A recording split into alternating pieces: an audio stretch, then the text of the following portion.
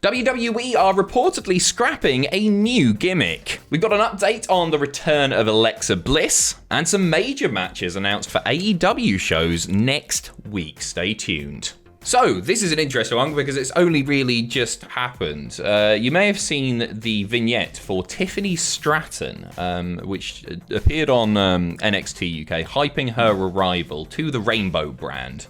But it looks as though that might be getting scrapped already. So in the vignette, she was sort of presented as a daddy's girl character. This is going to be fun to talk about. And in the video, they shot particular parts of her body, teasing her arrival. Brian Alvarez was very critical of this in the days that followed. WWE trying to really sort of push the envelope and appeal to a younger demographic, just because so many middle-aged people watch NXT essentially. So they're trying to push the envelope a little bit. Envelope? Anyway, Brian Alvarez on Wrestling Observer Radio saying, "I don't know if it's because of me, okay? I'm not going to take credit for this, but I couldn't help but hear within the last few hours that they may now be backing away from this daddy's girl character, so we'll see. I'm not sure how many vignettes they've already shot, but if she's no longer talking about daddy, then you'll know why. You heard it here first." Are you turned on, Andrew? I can say daddy as many times as you like, honey. Stop. No problem, my little sub-slut. So yeah, it'll be interesting to see. They've been long rumored to have been sort of looking at sort of edgier, maybe Attitude Era-esque content within NXT, and I understand why they want to do that. The daddy's girl thing, it was sort of like a Mean Girls character, from what I could tell. We'll see. We'll just see. I don't know what else to say about it, really. Me neither. It surprises me that they would be backing down from it, because there's some. It seems like that is what NXT 2.0 is all about now, right? Like character-based stuff. You've got characters. You've got Tony D'Angelo, people like that, Bron Breakker. And it does surprise me that they're like, okay, maybe we shouldn't dive into that because it's Vince McMahon, and you'd think, let's go all in. Let's just see what happens, It perhaps feels like potentially a bit of a step back when women's wrestling within WWE has come so far to maybe take a step back, but also it is about what happens between the ropes. I'm interested to see what she can do there, but maybe there is an argument that it's a bit of a cheap gimmick. So I guess tune into NXT next week and see if they've scrapped it or if they've edited the vignettes in a way that doesn't present her as daddy's girl.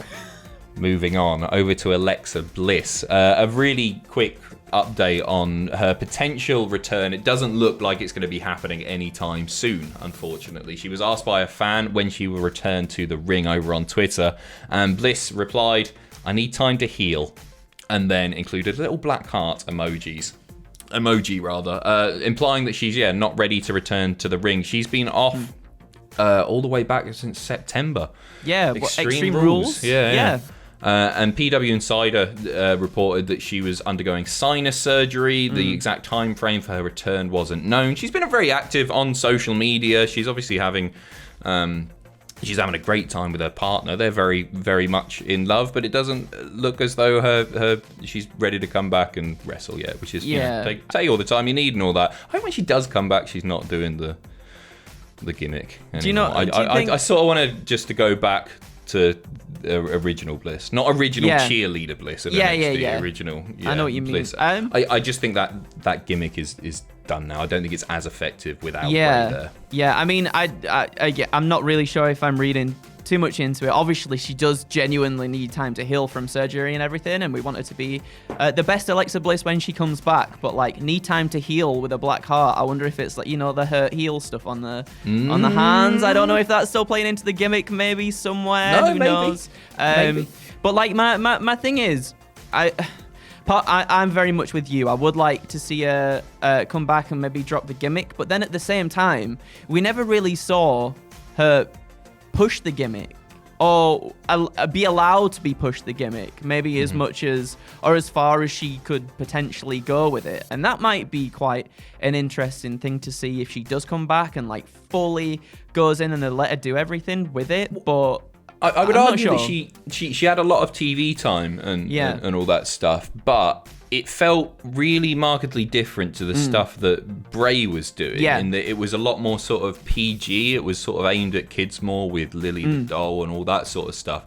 It just, to me, felt a bit watered down. So if they pushed it a little bit more and it was darker without being so at times slapstick, to be honest, then I'd be interested to see that. Time will tell. Over to AEW now. A new number one contender has been crowned for Britt Baker's AEW women's title. Riho defeating Britt Baker on last night's Rampage, and as a result, she is the number one contender for the AEW Women's Championship. So no date has been announced for this one yet. The next major AEW show is all the way in January the 8th in Charlotte, North Carolina. Battle of the Belts, not Clash of Champions. So they will probably hold off until then. It gives them a nice few weeks to build that feud over time. But she's got the title match. But there's loads to look forward to on the AEW shows taking place next week. So the matches announced for Dynamite so far. There's some big ones here, right? There is. An Atlanta street fight between Andrade and Cody, which would be class. Well up for that. The TBS Championship quarterfinals, Chris Statlander versus Ruby Soho. Bryan Danielson versus 5 Allen Angels. You got the Gun Club versus Sting and Darby Allin. So loads going on there. Some really exciting matches. I mean, I'm loving the Danielson stuff, especially right now. I thought the stuff with Colt was great, and I think he's obviously. Me too. Danielson, what do I need? Ooh, well, really good, isn't he? He's renewed. Yeah, renewed definitely. Energy about him. And this is the cool thing, because I think perhaps a lot of us thought that was going to be what happens to Punk. You know, Punk was the one who would turn first, and we'd see him go on like this crazy mean streak. But now it's Danielson, and that is so exciting to see. Because it plays into his whole. I mean, he's just a wrestler's wrestler, right? And to see him just go like all out is it's lovely. Battering people. It's lovely. It is really fun. And I was skeptical at first when the heel turn happened. And then as soon as he just started talking, I was like, oh yeah, he is an amazing heel. Yeah. Like as if we could have forgotten about that to begin with. Like his Eco Warrior gimmick in WWE was so good.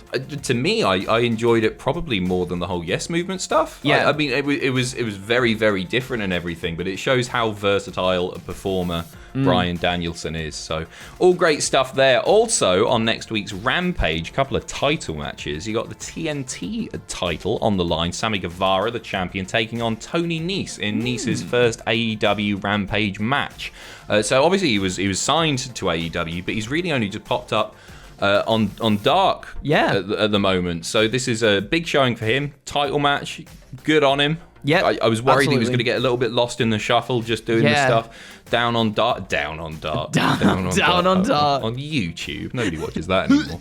And also the AEW World Tag Team Championships on the line in a best 2 out of 3 falls match. This is class. This Lucha Brothers versus FTR. Cannot fault it. It's gonna be amazing. Those two teams together, no matter what, always put on an amazing performance together. Both incredible teams, away from fighting each other. So when they come together, looking forward to seeing them come together. Sorry, what? Coming at home. Right. And we are finishing things off with a bit of an update to a story that we ran yesterday. This was from the Wrestling Observer newsletter. It's a correction. So it was reported that the Young Bucks had signed a new contract with AEW. That part's true. That's 100%. However, it's not the length of time that we thought. Young Bucks have confirmed this themselves via their Twitter bio, but I think the news was broken a little bit before on the Wrestling Observer website. So Matt and Nick Jackson have actually signed 2-year contract extensions to remain with AEW. So it's not going all the way to what was it, 2026? 6 or something. Yeah, I think it was. Yeah. Anyway, it now goes up to January 2024. So another couple of years for Matt and Nick. We send them their best at the moment because they're both pretty beaten up at the moment. As is Kenny. Yep. Stop wrestling so hard. Just Wrestling chill out. is so hard. Just have a break. Have a sit down. They go too far. Have a Magnum. It's exactly. Sit on sofa. Have a Magnum. You know, watch a bit of. It's November. Have some Christmas pudding and some hot custard. It's November. No, it's not. What's November? Thanksgiving. Have some turkey Have some leftovers. turkey, and then have a turkey, Magnum cranberry afterwards. Sweet potato, all the big ones. Anyway, right. That's it for us. We will see you on Monday. I think I might be doing news with you on Monday. Am I? No, I'm not. No, I'm not here on Monday, lad. We'll talk about this off camera. It's boring anyway. Won't we? Aren't we fun? Anyway, thank you very much. You have a good weekend. Enjoy your turkey and Magnums and Christmas puddings. That's what's going down in Andrew's house right now. We will see you in a little bit. Bye-bye. Bye. Bye.